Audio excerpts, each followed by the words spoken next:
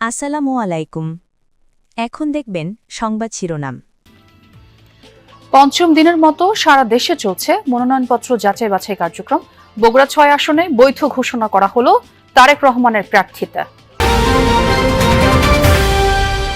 কনকনে ঠান্ডা জেবুথেবু গোটা দেশ। সর্বনিম্ন তাপমাত্রা রাজশাহী, পাবনা ও নওগাঁয় ৯ ডিগ্রি সেলসিয়াস।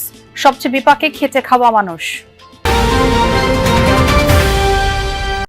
ভোলার তারুয়া সমুদ্র সৈকতে বেড়েছে ভ্রমণ পিপাসুদের আনাগোনা। ম্যানগ্রোভ বন, সূর্যোদয়, সূর্যাস্ত ও লাল কাঁকড়ার বিচরণ মুগ্ধ করছে পর্যটকদের। পর্দা উঠল ঢাকা আন্তর্জাতিক বাণিজ্য মেলার। ই টিকিটিং ব্যবস্থার পাশাপাশি চলবে শাটল বাস। সব ধরনের পলিথিন ব্যাগের ব্যবহার নিষিদ্ধ। এতক্ষণ দেখছিলেন সংবাদ শিরোনাম, এখন দেখবেন বিস্তারিত। পঞ্চম দিনের মতো সারা দেশে চলছে ত্রয়োদশ জাতীয় সংসদ নির্বাচনে প্রার্থীদের মনোনয়নপত্র যাচাই বাছাই। বগুড়া ৬ আসনে বৈধ ঘোষণা করা হয়েছে তারেক রহমানের মনোনয়নপত্র। সকাল থেকেই জেলায় জেলায় শুরু হয়েছে এই কার্যক্রম। বগুড়া ৬ আসনে বিএনপির ভারপ্রাপ্ত চেয়ারম্যান তারেক রহমান ও জামায়াত প্রার্থীর মনোনয়নপত্র বৈধ ঘোষণা করা হয়, আর বাতিল হয় ৩ জনের প্রার্থিতা। এছাড়া বেগম খালেদা জিয়ার মৃত্যুতে বগুড়া ৭ আসনে তার মনোনয়ন কার্যক্রম সমাপ্ত ঘোষণা করা হয়। ঠাকুরগাঁও ১ আসনে মির্জা ফখরুলের মনোনয়ন বৈধ ঘোষণা করা হয়।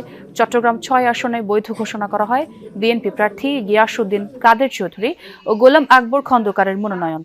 সাতক্ষীরা ১ আসনে কাগজপত্রের ত্রুটি থাকায় স্থগিত করা হয় বিএনপি ও ইসলামী আন্দোলনের প্রার্থীর মনোনয়নপত্র। তবে তারা প্রত্যেকেই আপিল কার্যক্রমে অংশ নিতে পারবেন। দর্শক, আমরা বিভিন্ন জেলার খবরাখবর জানাবো আপনাদের। তবে একটু জানিয়ে রাখি, বগুড়া ৬ আসন থেকে চূড়ান্ত করা হচ্ছে বিএনপি ভারপ্রাপ্ত চেয়ারম্যান তারেক রহমানের প্রার্থিতা। ছোয়া বগুড়া ৬ অর্থাৎ বগুড়া সদর আসনে যখন বিএনপির ভারপ্রাপ্ত চেয়ারম্যান তারেক রহমান মনোনয়নপত্র জমা দেন, তখন থেকে কিন্তু বিএনপি নেতাকর্মীদের ভেতরে এক ধরনের আনন্দ উচ্ছ্বাস কাজ করছে, কারণ দলের শীর্ষ নেতা বগুড়ার এই আসনটিতে নির্বাচন করছেন। আজকে যখন সকাল 10:30 নাগাদ এখানকার রিটার্নিং কর্মকর্তা এবং জেলা প্রশাসক তৌহিদুর রহমান তিনি যখন তারেক রহমানের মনোনয়নপত্রটি এই আসনে বৈধ ঘোষণা করেন, এরপরেই কিন্তু নেতাকর্মীদের উচ্ছ্বাস এবং আনন্দের মাত্রাটি বেড়ে যায় এবং তারা গণমাধ্যম কর্মীদের সঙ্গে একটু আগে কথাও বলছিলেন। তারা যেটি বলছিলেন যে তারা 1991 সালের পর থেকে কিন্তু বগুড়ার 2টি আসন, বগুড়া ৬ এবং ৭, এই 2টি আসনে বরাবরই তারা বেগম খালেদা জিয়াকে নির্বাচিত করেছেন বিপুল ভোটে। এবার যেহেতু প্রথমবারের মতো তারেক রহমান নির্বাচনে অংশ নিচ্ছেন বগুড়ার এই আসন থেকে অর্থাৎ বগুড়া ৬ থেকে, সে কারণে তারা কিন্তু আরো বেশি আনন্দিত এবং তারা এই প্রত্যয়টি ব্যক্ত করেছেন যে তারা যেভাবে তাদের চেয়ারপারসনকে বারবার এখানে বিজয়ী করেছেন, এবার তারা দলের ভারপ্রাপ্ত চেয়ারম্যান তারেক রহমানকেও সেভাবেই রেকর্ড পরিমাণ ভোটে জিতিয়ে আনতে চান। এই প্রত্যাশা কিন্তু নেতা কর্মীদের মধ্যে রয়েছে। পাশাপাশি চুয়া বগুড়া ৭ আসনে কিন্তু বেগম খালেদা জিয়ার মনোনয়নপত্রটির কার্যক্রম সমাপ্ত ঘোষণা করেছে রিটার্নিং কর্মকর্তা। আপনি যেমনটি বলছিলেন, সেখানে কিন্তু বিএনপির যিনি বিকল্প প্রার্থী ছিলেন মোর্শেদ মিল্টন, সেই মোর্শেদ মিল্টনের মনোনয়নপত্রটিও কিন্তু বৈধ ঘোষণা করেছেন রিটার্নিং কর্মকর্তা।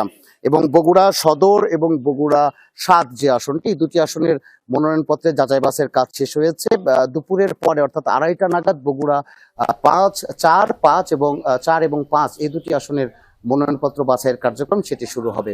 তো আসলে কিন্তু ত্রয়োদশ জাতীয় সংসদ নির্বাচনের লক্ষ্মীপুর জেলা কিন্তু 4টি আসন, 4টি আসনের মধ্যে কিন্তু 3টি আসনে কিন্তু মনোনয়নপত্র যাচাই বাছাই সম্পূর্ণ করা হয়েছে বলে আমরা দেখতে পাচ্ছি। তবে বিকেল 3টায় কিন্তু যে 4টি আসন রয়েছে সেটি কিন্তু যাচাই বাছাই করা হবে বলে জেলা প্রশাসক আমাদেরকে জানিয়েছেন। তবে লক্ষ্মীপুর 1-এ 2জন বাতিল ঘোষণা করা হয়েছে, একটি ইসলামী আন্দোলন যেটি সেটি স্থগিত করা হয়েছে। লক্ষ্মীপুর 2-এ 3জনকে বাতিল করা হয়েছে, একটি স্থগিত রাখা হয়েছে এবং লক্ষ্মীপুর 3-এ একটি বাতিল এবং 2টি স্থগিত রাখা হয়েছে বলে আমরা জানতে পারছি। মোট 35 জন প্রার্থীর মনোনয়নপত্র এখন পর্যন্ত যাচাই বাছাই সম্পন্ন করা হয়েছে বলে আমরা জানতে পেরেছি জেলা রিটার্নিং কর্মকর্তার মাধ্যমে। তবে লক্ষ্মীপুর যে 4 আসন রয়েছে সেটি বিকেল 3টায় নাগাদ তারা আবার বসে সেটি কিন্তু যাচাই বাছাই করবেন বলে আমরা আমাদেরকে জানিয়েছেন। তবে এখন পর্যন্ত যে মনোনয়নপত্র যাচাই বাছাই করে তারা কিন্তু সম্পূর্ণ এবং নির্ভুলভাবে তারা যাচাই বাছাই করেছেন, কারণ যাদের কোনো ত্রুটি ছিল সেই ত্রুটি অনুযায়ী তাদেরকে বাতিল করা হয়েছে। অনেকেই কিন্তু তাদের যে কাগজপত্র রয়েছে সেই কাগজপত্রগুলো সম্পূর্ণ না করার করার কারণে তাদের এই বাতিল বলে গ্রহণ করা হয়েছে এবং স্থগিত করেছেন, এবং যাদের স্থগিত রাখা হয়েছে সেটি কিন্তু তাদের কিন্তু কিছুটা ত্রুটি থাকার কারণে তাদেরকে বিকেল 5টা পর্যন্ত সময় দেওয়া হয়েছে বলে আমরা জেলা প্রশাসকের মাধ্যমে জানতে পেরেছি এবং সেটি আমরা দেখতে পেয়েছি। কিন্তু সেটি যদি তারা বিকেল 5টার মধ্যে দিতে পারেন তাহলে কিন্তু তাদের সেই যে বাতিল রয়েছে সাময়িকভাবে স্থগিত করা হয়েছে সেগুলো কিন্তু তারা আবার পুনরায় সংশোধন করে নেবেন বলে তারা আমাকে জানিয়েছেন বলে আমরা দেখতে পেয়েছি।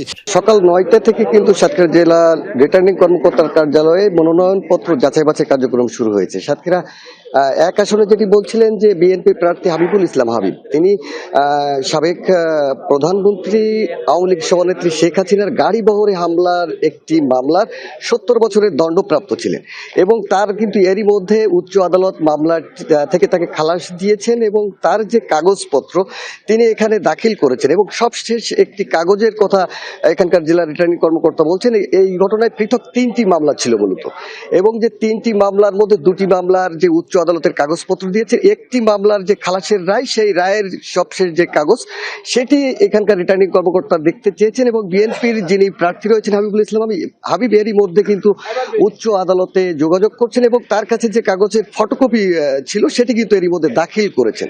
আর ইসলামী আন্দোলনের যে প্রার্থী ছিল তার রিটার্নিং আয়কর রিটার্নের কাগজপত্রের ত্রুটি থাকায় সেটি সাময়িক স্থগিত করা হয়েছে এবং সাতক্ষীরা 2 আসনের যিনি জাতীয় পার্টি রুহুল আমিন হাওলাদার গ্রুপ তিনি শেখ মাতলুব হোসেন লিওন মনোনয়ন দাখিল করছেন, তারটি বাতিল করা হয়েছে এবং সাতক্ষীরা 3 আসনের আরেকটি বিএনপির যিনি স্বতন্ত্র প্রার্থী হয়েছিলেন ডাক্তার শহীদুল আলম, তার কিন্তু যে 1% ভোটার তালিকার যে ত্রুটি থাকায় তার মনোনয়নপত্রটি বাতিল করেছে জেলা রিটার্নিং কর্মকর্তা এবং তিনি আমাদেরকে জানিয়েছেন তিনি কিন্তু এটি নিয়ে নির্বাচন কমিশনে আপিল করবেন। একদম আকরাম, এবং সেটি আপনি বলছিলেন যে স্থগিত হলে আপিল কার্যক্রমে তারা ঠিকই অংশ নিতে পারবেন। অনেক ধন্যবাদ আপনাকে। আসন্ন ত্রয়োদশ জাতীয় সংসদ নির্বাচন সামনে রেখে মানিকগঞ্জের 3টি আসনেই নির্বাচনী মাঠ সরগরম। তবে প্রতিদ্বন্দ্বিতার পাশাপাশি আলোচনায় বিএনপির অভ্যন্তরীণ কোন্দল। দলীয় প্রার্থী থাকা সত্ত্বেও স্বতন্ত্র হিসেবে মনোনয়ন জমা দিয়েছেন বিএনপিরই 4 নেতা, যা নতুনভাবে দলীয় ঐক্য নিয়ে তুলেছে প্রশ্ন। দরজায় কড়া নাড়ছে নির্বাচন, চলছে মনোনয়নপত্র যাচাই বাছাই। নেতৃত্বের লড়াইয়ে দলীয় মনোনয়ন বঞ্চিত অনেকেই প্রার্থী হয়েছেন স্বতন্ত্রভাবে। মানিকগঞ্জের 3টি আসনেই বিএনপির দলীয় প্রার্থী আছে, তবে স্বতন্ত্র হিসেবে নির্বাচন করতে চান দলেরই 4 নেতা। দলীয় সিদ্ধান্ত উপেক্ষা করে তারা মনোনয়ন জমা দেওয়ায় অস্বস্তি আর উদ্বেগে তৃণমূল। দলীয় সূত্র বলছে দীর্ঘদিনের রাজনৈতিক প্রতিযোগিতা, ব্যক্তিগত প্রভাব আর নেতৃত্বের দ্বন্দ্ব থেকেই স্বতন্ত্র প্রার্থিতা। দলের সিদ্ধান্তের বাইরে গিয়ে নির্বাচন বা প্রভাকাণ্ড করে দল এবং দলের প্রার্থীর বিরুদ্ধে অপপ্রচার, মিথ্যা তথ্য দিয়ে তার জনপ্রিয়তা এবং আগামী নির্বাচনকে ক্ষতি করার চেষ্টা করছে। রাজনৈতিক নেতা বিপ্লবী তারেক রহমান তাদের বিষয়ে খুব দ্রুত সাংগঠনিক সিদ্ধান্ত নেবে। মানিকগঞ্জের মানুষ ধানের বিকল্প কখনো চিন্তা করেনি, স্বতন্ত্র আসুক যেই আসুক এটা আমাদের কোনো সেরকম কোনো ক্ষতির কারণ কিছুই হচ্ছে না। তবে স্বতন্ত্র প্রার্থীদের দাবি, স্থানীয় নেতাকর্মী আর ভোটারদের চাপেই নির্বাচন